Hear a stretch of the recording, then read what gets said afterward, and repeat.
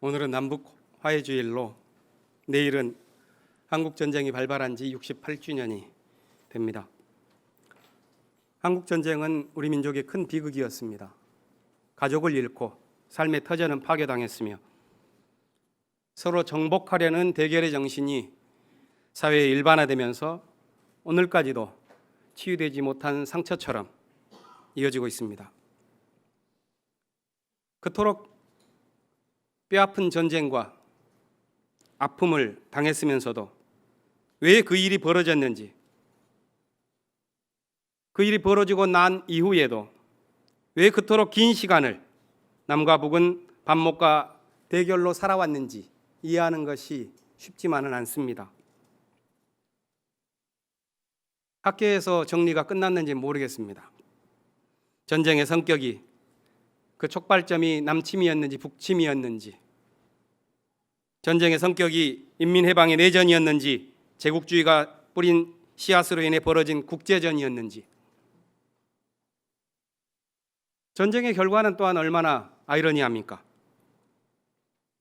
순국선열이라는 새로운 이름이 전쟁 이후에 상징적 힘을 갖게 되자 이전 시기에 반드시 판가름했어야 할 친일과 항일의 구분과 심판은 불가능하게 되었고, 그 이후 애국과 매국에 대한 논란은 복잡해지다 못해 아예 길을 잃어버리는 형국이 되고 말았습니다. 식민 통치의 범죄를 저지른 일본은 패망 이후의 어려움을 뚫을 활로를 한국전쟁을 통해 얻게 되면서 다시 시혜를 베푸는 나라처럼 굴게 되었습니다. 해방조선을 마치 패전국처럼 다루면서 군정을 실시했던 미국은 사과 한 번 하지 않은 채 지금까지 군사 주권만이 아니라 정치 주권까지도 좌우하는 무소불위의 동맹국이 되었습니다. 뒤틀린 역사가 만들어낸 복잡한 사회관계에서 우리 민족에게 정치는 늘 중요했습니다. 그렇기 때문에 어디 가든지 정치를 이야기하는 나라는 아마 우리 민족 말고 많지는 않을 것입니다. 그러나 정치만으로는 답을 얻을 수가 없었습니다. 얽히고 설킨 대립과 반목의 긴 역사에서 어쩌면 모두가 가해자였고 또한 모두가 피해자였다는 사실을 깨닫는 것, 그것은 정치적인 이성만으로는 얻을 수 없기 때문입니다. 더욱이 남과 북이 모두 같이 살아왔던 한민족이라는 사실을 중요하게 여기고 또 앞으로 함께 살아나가야 할 운명을 갖고 있다는 것을 깨닫는 것 역시 쉬운 것이 아닙니다. 그 긴 우여곡절 세월을 통해서 우리 민족은 과연 무엇을 얻었는가? 5.16 쿠데타가 일어나자 함석헌 선생은 긴 글을 쓰는데 그 글의 제목이 인간혁명입니다. 무엇이 참된 혁명인가를 묻는 것이지요. 죄와 불의가 쌓였을 때 사회를 바꾸기 위한 혁명이 일어나는데 문제는 불의한 죄인 몇을 처형하고 제도를 바꾸는 것만으로는 그 사회를 온전하게 변경시키기 어렵다는 것입니다. 그래서 혁명은 정치혁명만으로는 안 되고 인간혁명이 필요하다고 주장하는 것이죠. 함 선생은 인간혁명을 담당하는 것이 종교요, 그래서 종교는 혁명적이어야 한다고 보았습니다. 나라를 고치면 혁명이고 인간을 고치면 종교인데 혁명이 바깥이라면 종교는 아니라고 말합니다. 둘이 함께 가는 것이죠. 그 글의 한 부분을 제가 인용해서 읽어드리겠습니다. 혁명은 죄와 싸우는 것이다. 흔히 사회학과 싸운다는 말을 하지만 혁명은 사회학과 싸우는 정도만이 아니다. 사회학과는 물론 싸워야 하지만 그것은 말하자면 보리밭에 깐부기를 뽑는 일이다. 죄를 잡으려면 죄의 법을 알아야 한다. 죄는 단일범이 아니다. 모든 죄는 다 공범이다. 죄는 내 죄, 내 죄가 아니다. 우리의 죄, 인간의 죄, 전체의 죄다. 죄는 종족적인 죄요, 역사적인 죄다. 아담이 지었다는 것이 바로 그것이다. 우리는 모두 사회를 이루고 살기 때문에 개인적인 차원의 삶의 의미와 계획을 세우려고 하더라도 그것이 서로 교차하면서 중첩되고 형성되는 것을 알게 됩니다. 그래서 어떤 문제에 봉착했을 때 그 해결책을 매끈하게 얻는 것도 쉽지 않다는 것을 알게 됩니다. 우리들의 복잡한 삶의 관계에서 문제가 발생하면 그것은 한 개의 열쇠로 풀리지 않기 때문에 그렇습니다. 그럼에도 불구하고 우리는 문제를 단박에 결단하여 해결하는 길을 찾고 있는데 그것이 바로 인간혁명의 과정을 통해서 얻어지는 것이라 우리는 믿고 있습니다. 인간의 그런 심정을 대표하는 성경 속의 인물이 바로 욥입니다. 욥기는 이유 없는 고통을 당하는 사람이 자신의 고통 속에서 궁극적인 해방을 얻는 과정을 대화 형식으로 보여줍니다.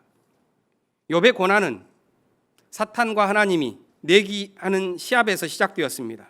그런 우화적인 표현이 생겨난 이유는 의로운 사람이 고통당하는 이유를 설명해야 하는 그 난처한 질문에 대해서 답변하기 위한 궁여지책에서 나온 것이라고 생각합니다.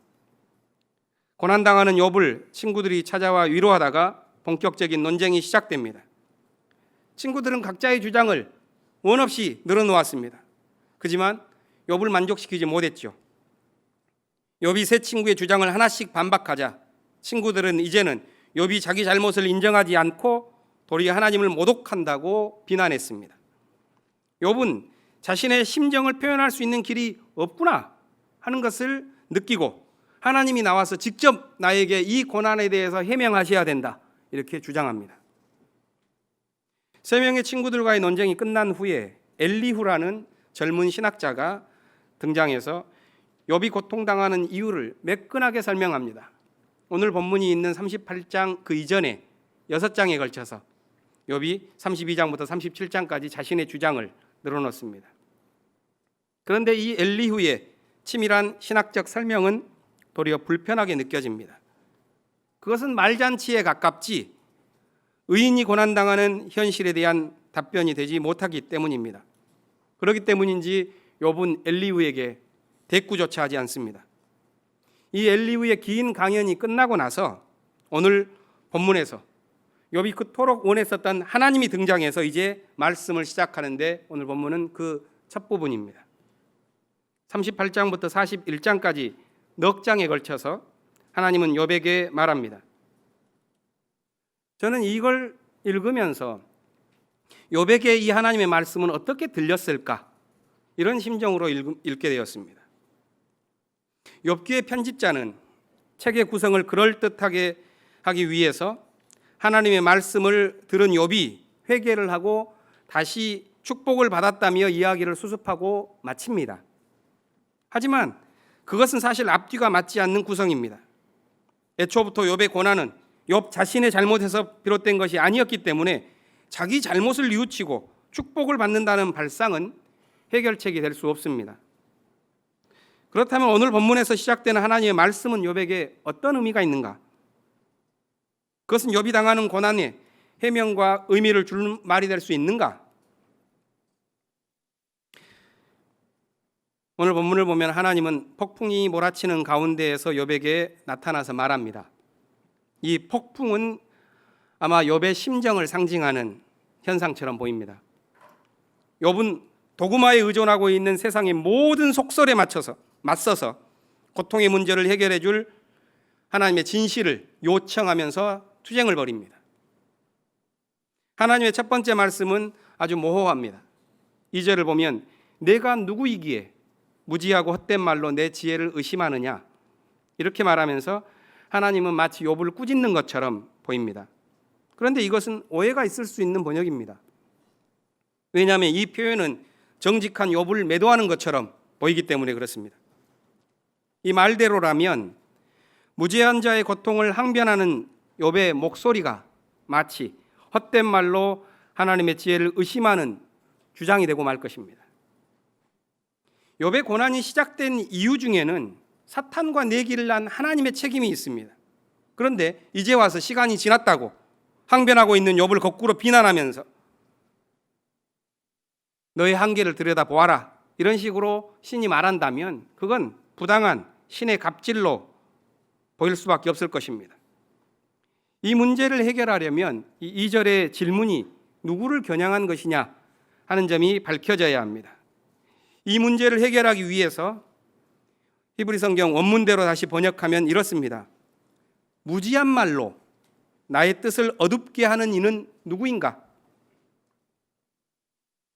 그렇다면 이것은 욥에 대한 말일 수도 있겠고 욥을 비난했었던 친구들을 겨냥한 말일 수도 있습니다.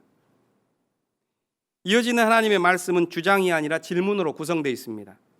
내가 땅에 기초를 놓을 때 내가 거기 있었느냐? 누가 이 땅을 설계했는지 너는 알기는 하는 거냐? 그 위에 측량지를 띄웠는지 너는 아느냐? 무엇이 땅을 잡고 있는지, 누가 땅에 주춧돌을 놓았는지 너는 아느냐? 이 질문은 모두 신의 창조 행위와 관련된 것이며 이 질문을 통해서 창조자와 피조물의 절대적 간격이 강조됩니다. 문제는 이런 질문들을 던진다 할지라도 그 질문을 통해서 답변하고 있는 하나님의 말씀이 욥에게 그의 갈망을 푸는 직접적인 답변이 될 수가 있는가 하는 점입니다. 하나님이 말을 하셨다면 좀 속 시원한 해명이 있어야 되지 않겠습니까?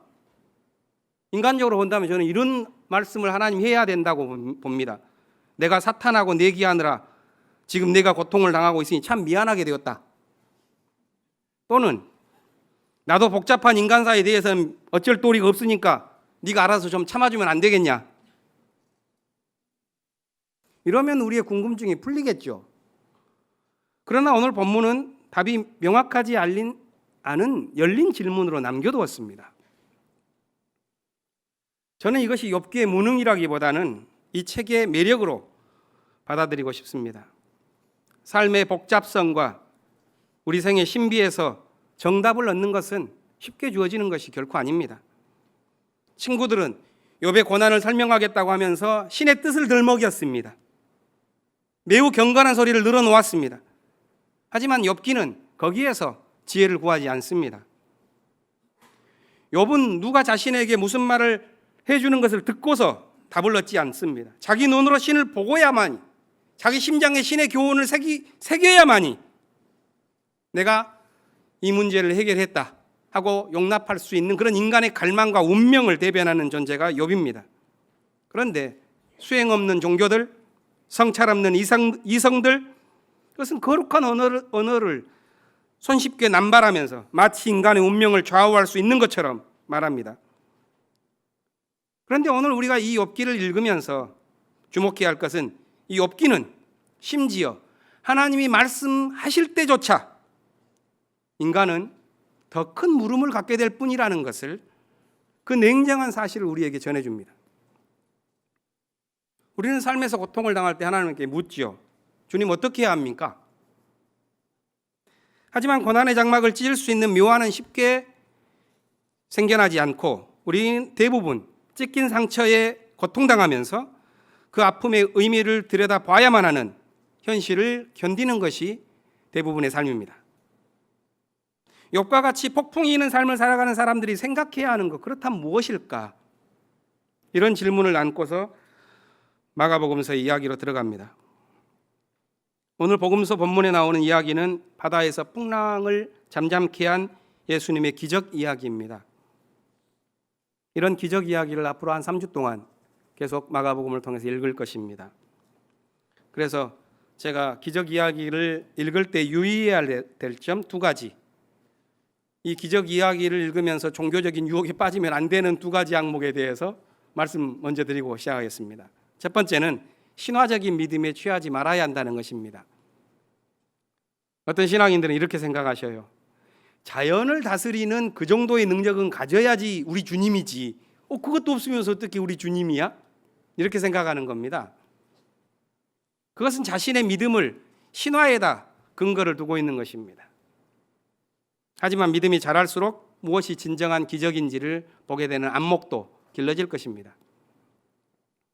다른 하나는 허무한 종교 논리에 걸려 넘어져서는 안 된다는 것입니다. 종교의 진리를 문자에서 찾는 사람들은 이렇게 말합니다.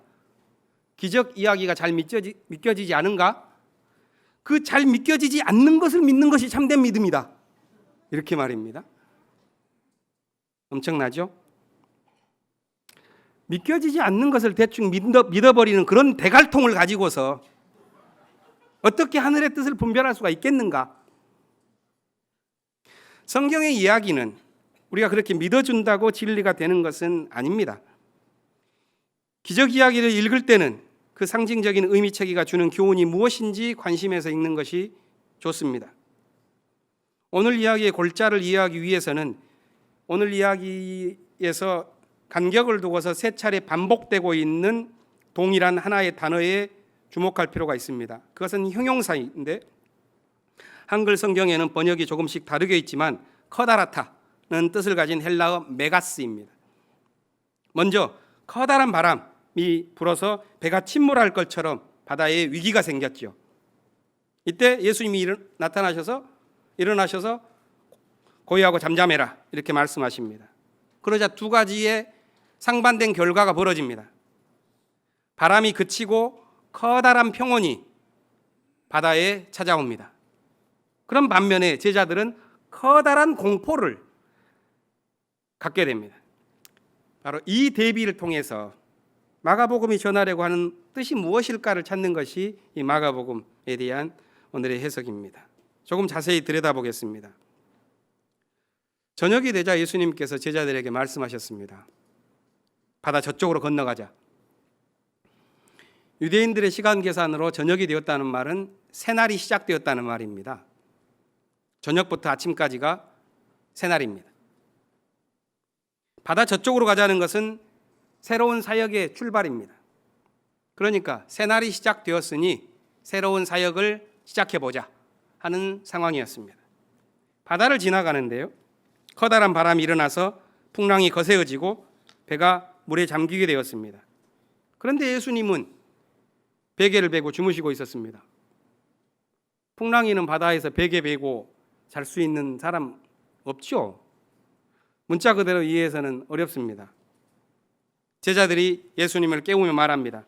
선생님, 우리가 죽게 되었는데도 아무렇지도 않으십니까? 예수님은 일어나서 바람을 꾸짖고 바다를 향해서 고요하고 잠잠해라 이렇게 말씀하십니다. 여기에서 꾸짖다, 잠잠해라 이렇게 사용되어진 헬라어 단어는 예수님께서 귀신들을 쫓아낼 때 사용하시던 전형적인 용어입니다. 그러자 바다에 바람이 그치고 커다란 평온이 찾아오죠. 이때 예수님께서 제자들에게 뭐라고 말씀하십니까?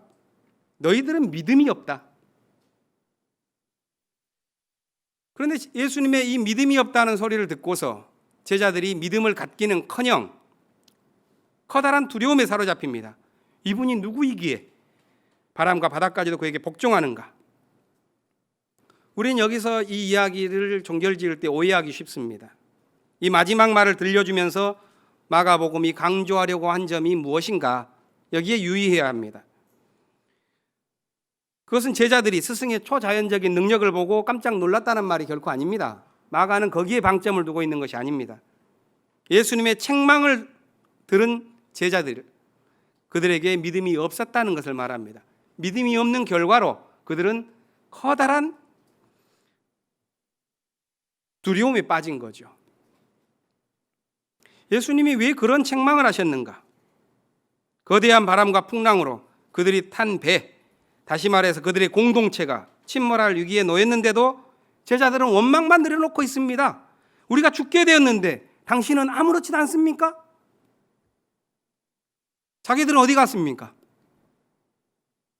이 말은 책임 전가로 이루어진 말입니다. 제자들에게 필요한 것은 믿음이었습니다. 그것은 폭풍 속에서도 고요하고 잠잠할 수 있는 믿음이어만 했습니다. 그러나 제자들은 자신들에게 필요한 것이 믿음이라는 사실을 깨닫지 않은 채 잔잔해진 바다만 보고 넋을 놓고 있는 것입니다. 그것은 그들의 마음이 커다란 두려움에 사로잡혀 있었기 때문에 그렇습니다. 제자들은 고요하고 잠잠하라, 이 예수님의 꾸짖음을 자신들에게 적용했어야만 합니다. 그럼에도 불구하고 그들은 정작 허망한 것에 관심하면서 핵심을 빗겨나고 말았습니다. 왜 그런 실패가 생겼는가? 그 원인에 대해서 마가복음은 바다는 거대한 평온을 얻은 반면 제자들은 거대한 두려움에 빠져 있었기 때문이라고 말을 하는 것이죠. 고린도후서 6장 오늘의 본문은 신앙 공동체를 향한 바울의 직접적인 권고를 다룹니다. 바울은 이렇게 말합니다. 하나님의 은혜를 헛되이 받지 않도록 하십시오. 신앙생활을 하면서 왜 하나님의 은혜를 헛되게 받는 것일까요? 그것은 하나님을 생각하지 않고 자기 생각에 빠져서 살아가기 때문일 겁니다. 거친 풍파가 몰아치는 바다와 같은 세계 속에서도 거기에 하나님의 말씀이 퍼지고 있다, 하나님의 구원이 일렁이고 있다 하는 것을 보지 못하는 둔감함 때문에 그렇습니다. 그래서 바울이 그들에게 절규하듯이 말하죠. 보십시오, 지금이야말로 은혜의 때입니다. 보십시오, 지금이야말로 구원의 날입니다. 한글 성경에는 이 강조점이 좀 생략되어 있는 것처럼 번역되어 있습니다. 이두, 눈, 유프라스 덱토스 카이로스. 보십시오, 지금이야말로 은혜의 때입니다. 다시 한번 시작됩니다. 이두, 눈, 헤메라 소테리아스. 보십시오, 지금이야말로 구원의 날입니다. 엄청난 강조를 하면서 당신들이 지금 뭘 봐야 하는가 하는 것을 말하고 있는 것이죠. 그리고 이 사실을 깨닫는 사람이 하나님의 일꾼이다, 이렇게 3절에 말하죠. 3절에 나오는 하나님의 일꾼이라는 표현은 테오스 디아코노스입니다. 이 디아코노스, 일꾼으로 산다는 것, 디콘으로 산다는 것, 하나님의 집사로 산다는 것, 그것은 예수님을 본받아 사는 겁니다. 예수님께서는 자신의 정체성을 표현하실 때 유일하게 표현한 것이 디아코노스입니다. 나는 디아코노스다, 하나님의 일꾼이다. 바울은 하나님의 일꾼의 삶이 어떠했는지에 대해서 그 뒤에 이 일꾼의 현실, 일꾼이 갖고 있는 생애의 가치관, 일꾼의 실존의 구조, 이것에 대해서 하나씩 설명하고 있습니다. 바울은 먼저 하나님의 일꾼의 삶이 어떠한지에 대해서 설명합니다. 4절과 5절, 그것은 하나님의 일꾼으로 살아가는 삶의 현실에 관한 10가지 묘사입니다. 하나님의 일꾼은 많이 참고 환난과 궁핍과 곤경과 매맞음과 옥에 갇힘과 폭동과 수고하며 잠을 자지 못하고 굶주림을 겪게 됩니다. 그렇다면 이런 고통의 시간을 은혜의 때요 구원의 날로 보낼 수가 있겠는가? 그것은 하나님의 일꾼이 가진 고유한 가치가 있기 때문에 그런데 그것이 6절부터 8절까지 10가지입니다.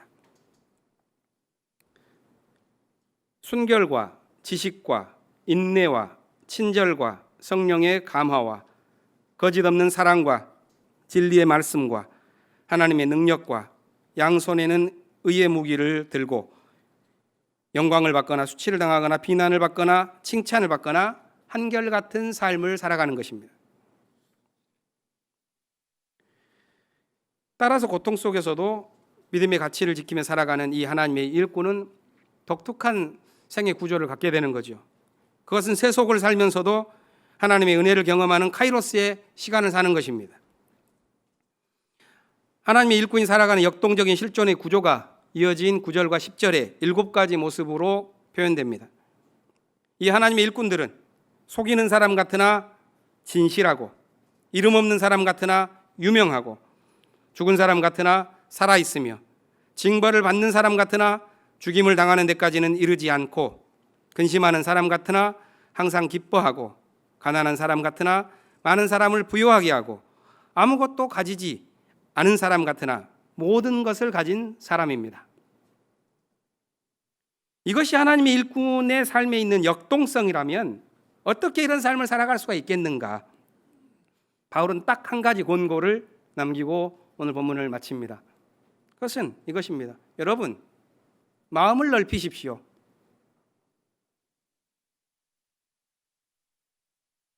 이 3주가 지나면 복숭아철이 돌아오죠. 제가 제일 좋아하는 계절 중에 하나입니다.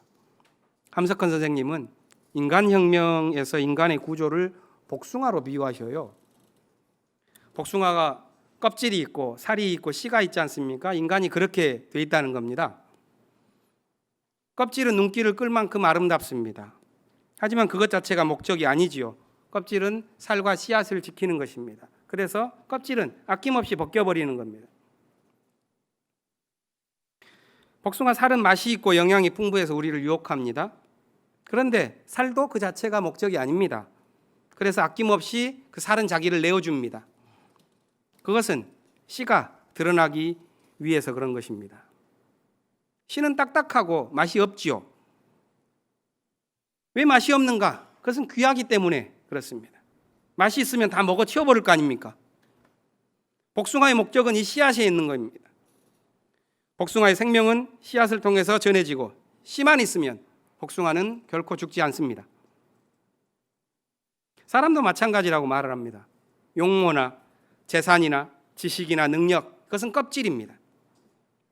다른 사람을 끌어당기는 매력이 있지만 인간의 목적이 거기에 있지 않다는 것을 우리는 쉽게 경험합니다. 인간의 속살에 해당하는 것이 인정이죠. 사람과 우정을 나누는 인간의 마음, 인정이 인간의 맛입니다. 인정이 있는 사람은 남을 위해서 자신을 아낌없이 내어줍니다. 그런 인생은 즐겁고 풍성하죠. 하지만 인정도 인생의 목적은 아닙니다. 인간이 인정을 나누며 풍요로운 삶을 살아가는 것은 그 삶을 통해서 무언가 마음속에 있는 소갈맹이를 키워가자는 것에 있지 않겠는가? 인간의 목적은 뜻과 의를 더 높이 세우는 것에 있지 않겠는가? 그것이 땅을 기어다니다가 머리를 하늘로 세우면서 진화해온 인간의 뜻이 아니겠는가 하는 거죠. 우리가 바로 이 사실을 깨달을 때 오늘 본문 9절과 10절에서 말했던 그 하나님의 일꾼들이 가지고 있는 삶의 그 실존의 구조, 그 역동성, 그것을 느끼게 될 것입니다. 실패와 좌절을 겪는다고 할지라도 죄악과 불의에 파괴되지 않는 삶을 살아갈 것이고 하늘에 잇대어서 영원한 생명이 어디에 있는지를 묻는 삶을 살아가는 것입니다. 그걸 확연하게 드러내기 위한 길이 어디에 있는가? 인간혁명이다. 그리고 바울은 고린도의 자매와 형제들에게 여러분 마음 좀 넓히십시오 이렇게 말을 하는 거죠. 인간혁명이란 다른 게 아닙니다. 마음을 좀 넓힙시다 하는 겁니다. 새로운 시대를 살아가려면 자기 사랑에 취해서 버리는 옛 잔치는 마무리를 해야 됩니다. 새 사명을 위해서 마음을 넓혀야 합니다. 그러려면 고요하고 잠잠하라 하는 이 예수님의 말씀이 당분간 우리 마음속에 울려 퍼지도록 해야 할 것입니다. 풍랑이 거세어서 배가 뒤집어질 것 같은 바다 한복판에서도 잠을 주무시는 예수님을 어떻게 우리가 따라 살아야 합니까? 죄악의 질서 속에서도 하나님의 은총을 헛되지 않게 하는 그런 삶을 우리가 어떻게 살아갈 수 있겠는가? 그것은 우리가 마음이 넓어지지 않고서는 안 되는 것입니다. 저는 향림 공동체가 그런 인간혁명을 벌여나가는 근거지가 되는 자리에 이르도록 자라나기를 기대하고 있습니다. 침묵하겠습니다.